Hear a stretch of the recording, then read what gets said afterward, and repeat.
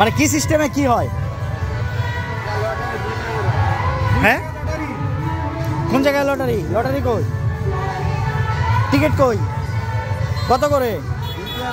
2 টাকা। টান দিলে এগুলো পাওয়া যাবে? এই কাগজে লেখা আছে নাকি? একটা 2 টাকা, যে কোনোটা উঠতে পারে নাকি ফাঁকাও যাইতে পারে? ফাঁকা যাওয়ার সম্ভাবনা আছে? হ্যাঁ, ধরেন আমি 10টা কাটেই নিছি, 10টা কি ফাঁকা হবে? হইতে পারে 10টা লাগবে না। লাখদারের না বলতে আপনার ধরেন 10টার মধ্যে একটা থাকতে পারে, নাও থাকতে পারে।